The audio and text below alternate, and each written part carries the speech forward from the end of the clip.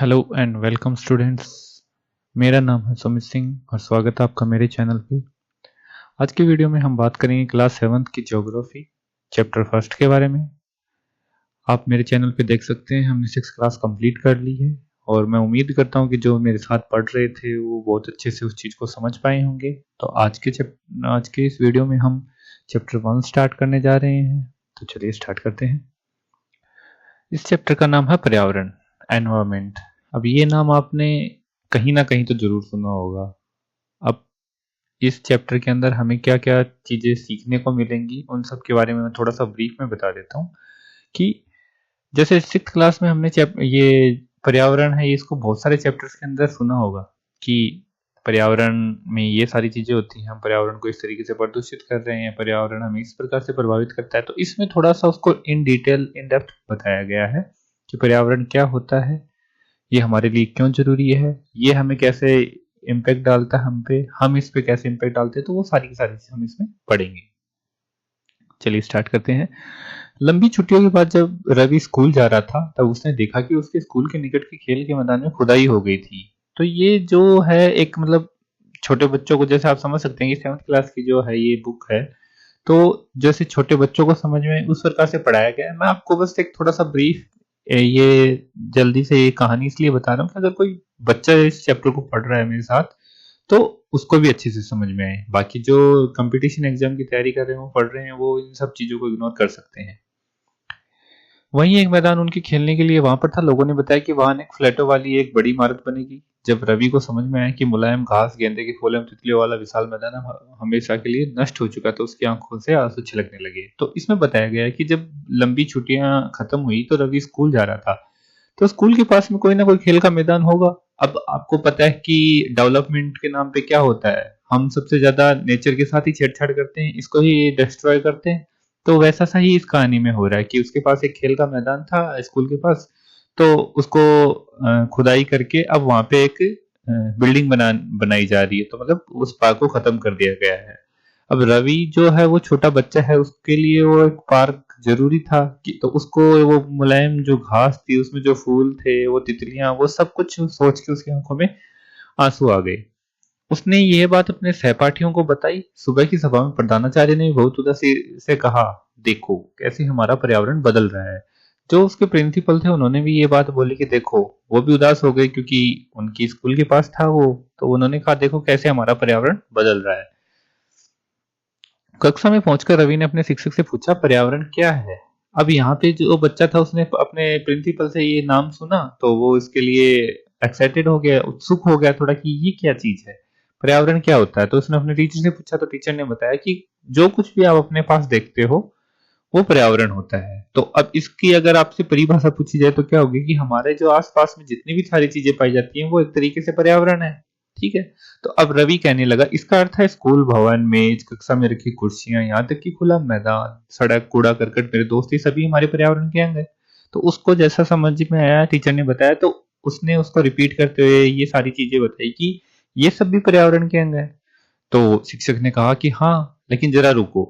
अब यहाँ पे बात तो उसकी सही थी, लेकिन टीचर के पॉइंट ऑफ व्यू से जो एक ऑथेंटिक थी वो चीज उसको समझा रहा है कि कुछ वस्तुओं का निर्माण प्रकृति ने किया है, जैसे पर्वत, नदियां, पेड़, प्राणी, जबकि अन्य का निर्माण मानव ने किया है, जैसे सड़क, कार, कपड़े, किताब आदि। अब यहाँ पे समझाने की कोशिश की जा रही है कि शिक्षक ने जो चीजें बताई कि जैसे जो हमारा पर्यावरण है ये भी दो तरीके का है। एक तो वो जो प्रकृति ने हमें बना के दिया है और दूसरा वो जिसका हमने खुद ने निर्माण किया है। तो अब उसके बारे में बताया कि जैसे पर्वत, नदियां, पेड़, प्राणी, ये सारी की सारी चीजें तो क्या है, हमें प्रकृति की तरफ से मिली है। लेकिन जो अ, सड़क है, कार है, कपड़े हैं, किताब है, ये जो मतलब जो हम अपने जरूरत की जो चीजें काम में लेते हैं, ये सब क्या है, ये हमने खुद ने बनाई है। तो अब यहाँ पे पर्यावरण की ना थोड़ी सी डेफिनेशन बताई गई है कि पर्यावरण हमारे लिए क्यों जरूरी है।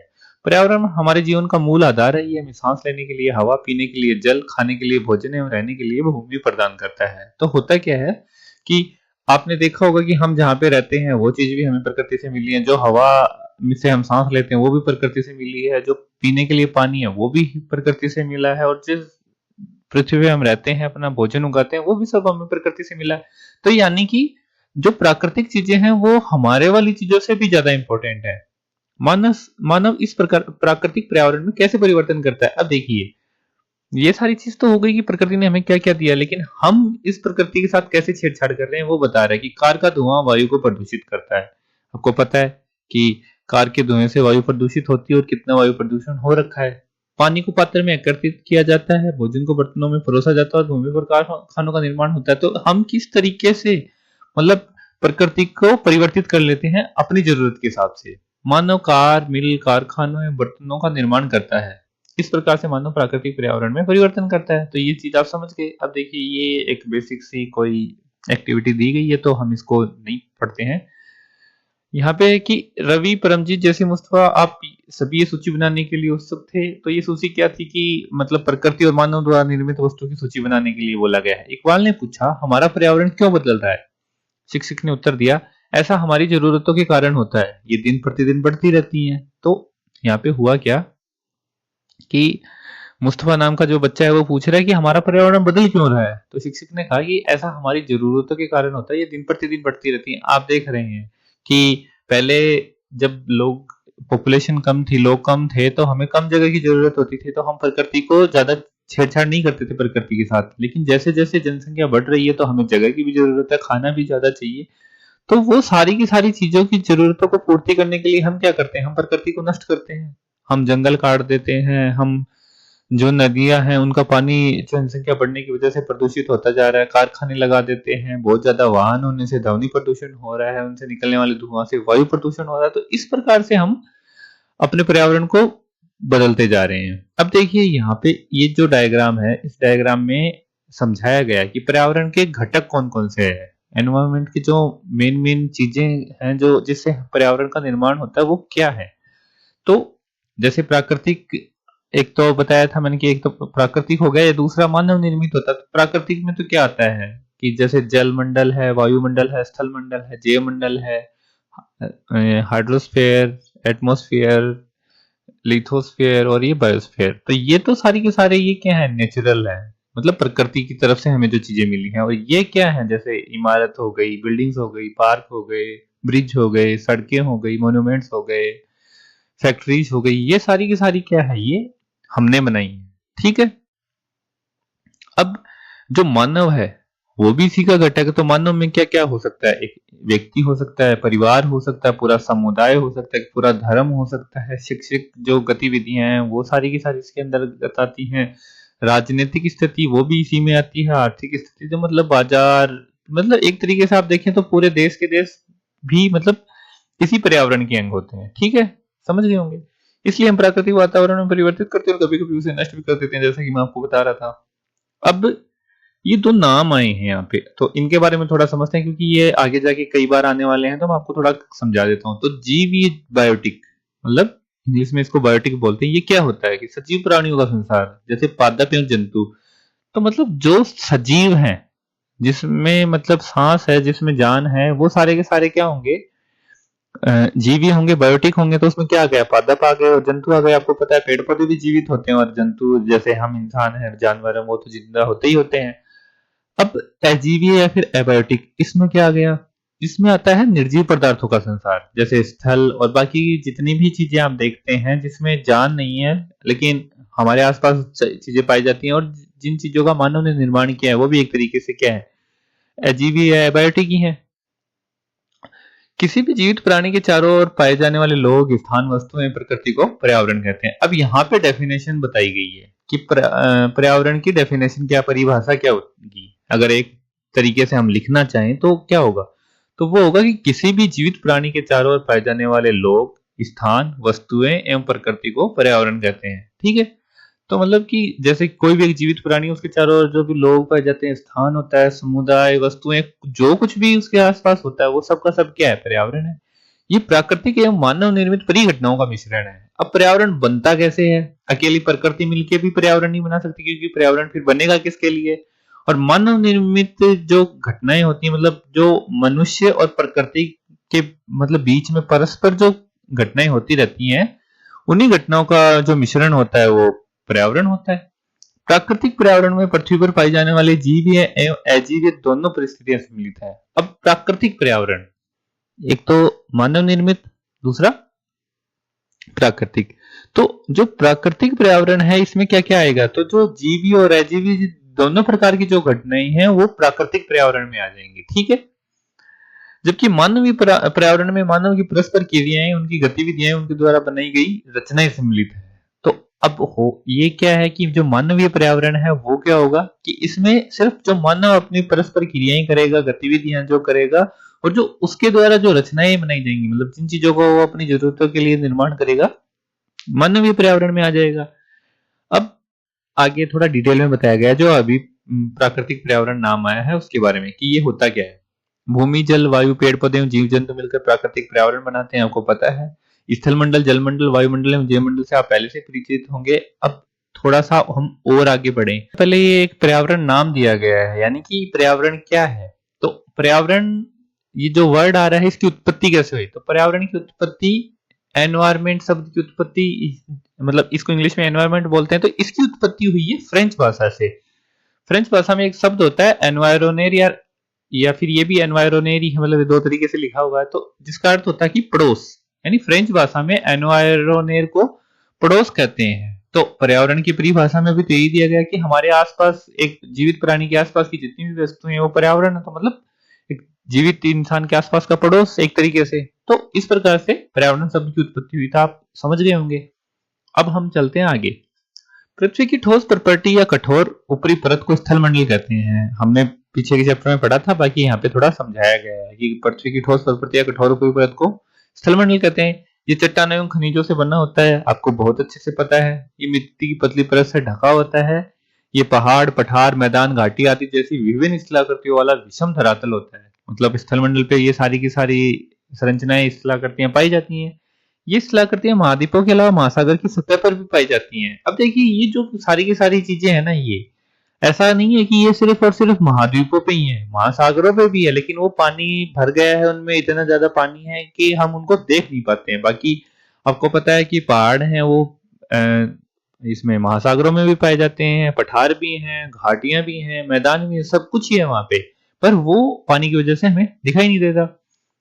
स्थल मंडल वह क्षेत्र है जो हमें वन, कृषि, मानव वस्तु के लिए भूमि और पशुओं को चराने के लिए घास स्थल प्रदान करता है। ये खनिज संपदा का भी एक स्रोत है।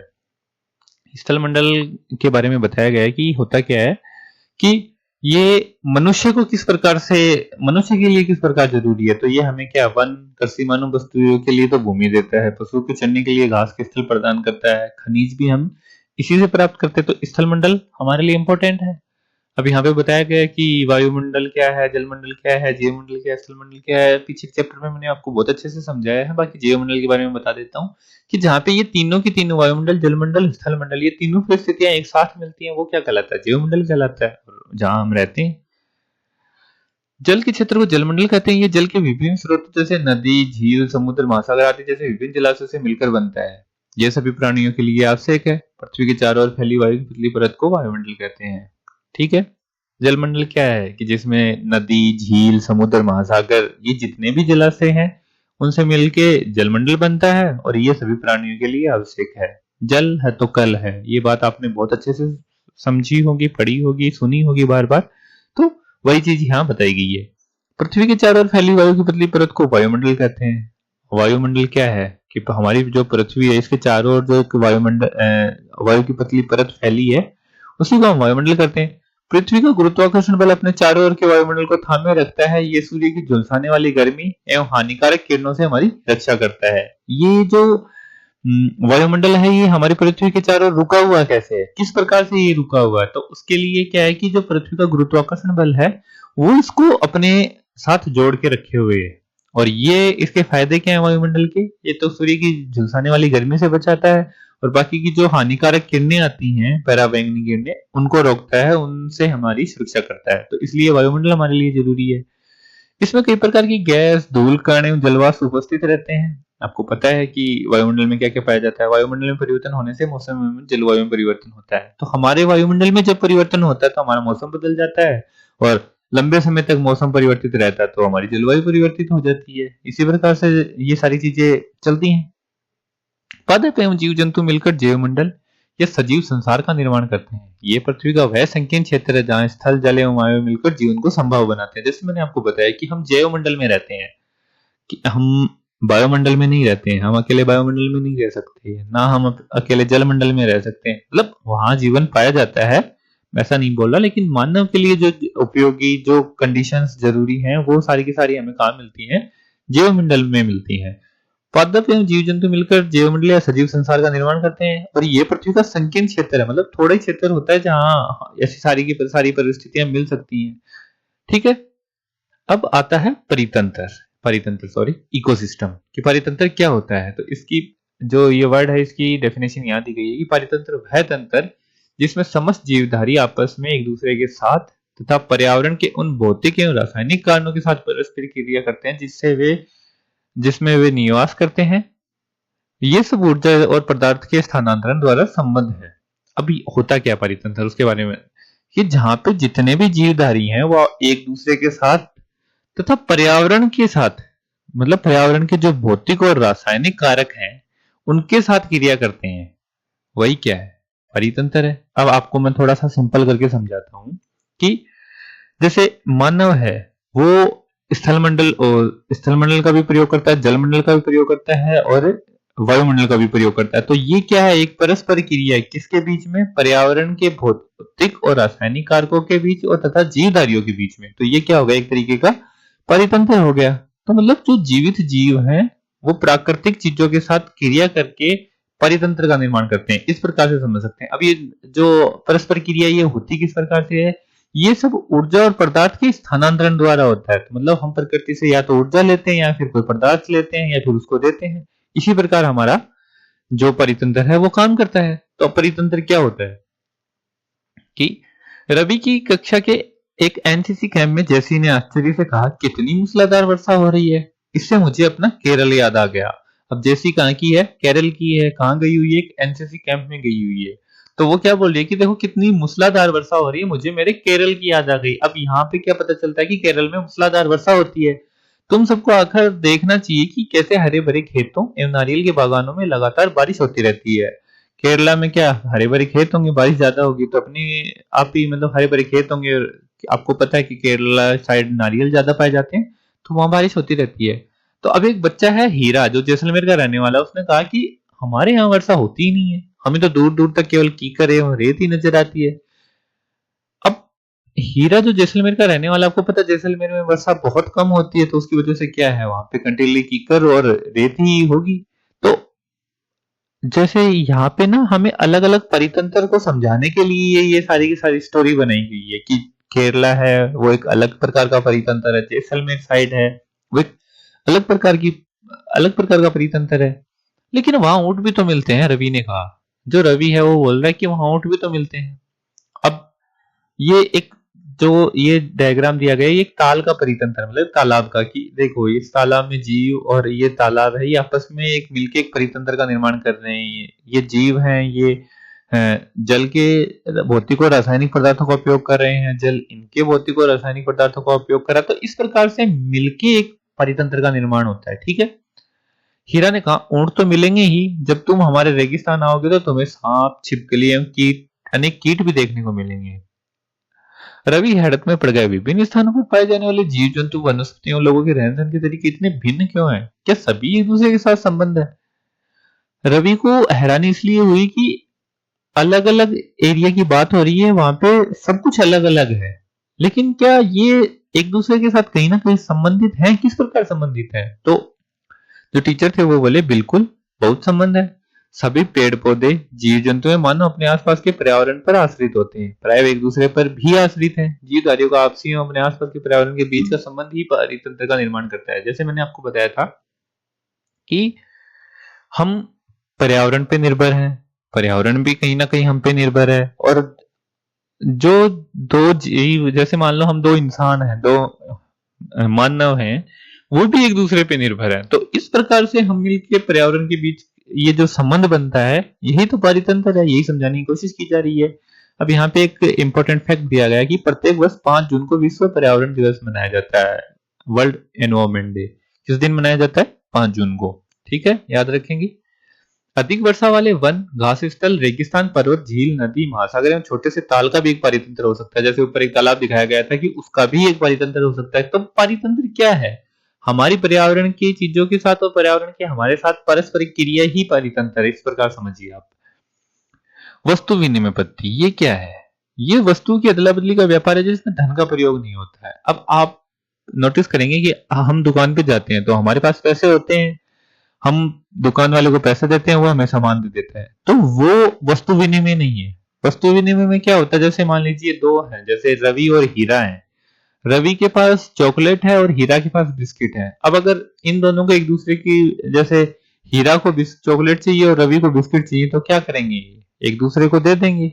वो जिसके पास चॉकलेट है वो बिस्किट ले लेगा और जिसके पास बिस्किट है वो चॉकलेट ले लेगा। तो इस प्रकार जो हुआ ये क्या था, यहाँ पैसे का लेन देन नहीं हुआ, यहाँ वस्तुओं का लेन देन हुआ। और वस्तुओं के लेन देन से जो खरीदारी करते हैं या फिर जैसा भी व्यापार करते हैं उसको क्या बोलते हैं, वस्तु विनिमय पद्धति बोलते हैं, बार्टर सिस्टम।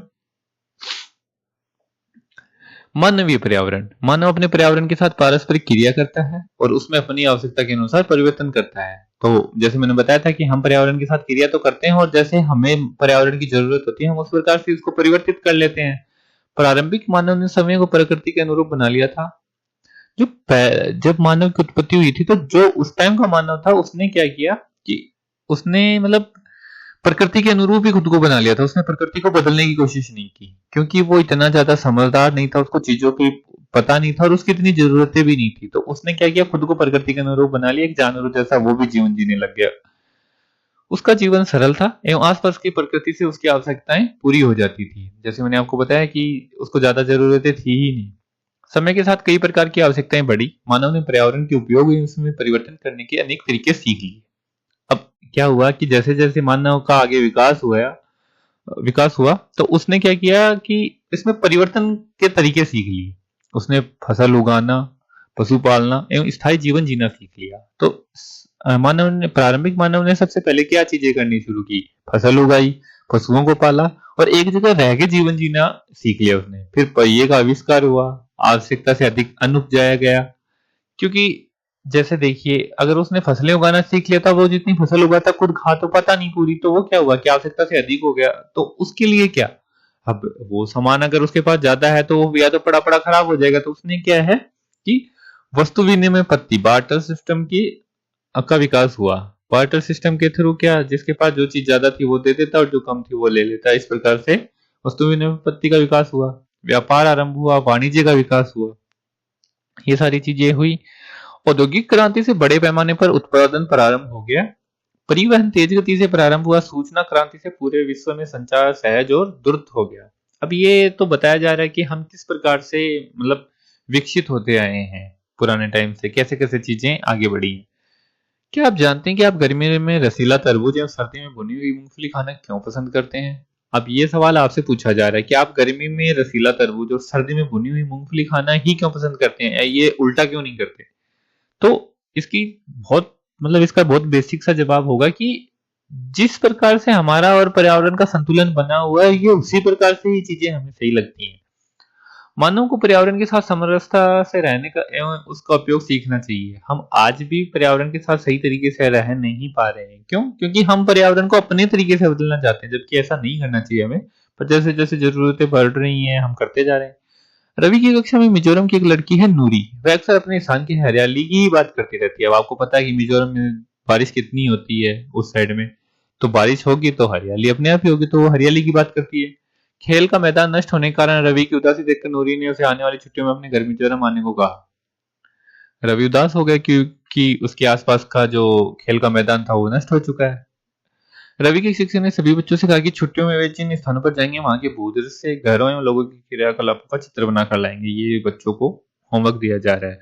तो इस प्रकार ये चैप्टर खत्म होता है यहाँ पे। अब ये क्वेश्चंस हैं, तो मेरे को नहीं लगता कि इसमें आपको किसी में कुछ डाउट होना चाहिए। और अगर आपको डाउट रहता है किसी क्वेश्चन में तो आप मेरे को कमेंट सेक्शन में पूछ सकते हैं। बाकी मैंने बहुत अच्छे से क्लियर करने की कोशिश की है सारे के सारे पॉइंट की किस प्रकार से चीजें वर्क करती हैं। फिर भी अगर कुछ मेरे से छूट गया तो आप मेरे को कमेंट सेक्शन में बता दीजिएगा। और अगर आपको ये वीडियो अच्छा लगा है तो आप अपने भाई बहन के साथ, अपने दोस्तों के साथ इसको शेयर कर सकते हैं, वीडियो को लाइक कर सकते हैं, चैनल को सब्सक्राइब कीजिएगा। मैं मिलता हूं आपसे नेक्स्ट वीडियो में। जय हिंद, वंदे मातरम।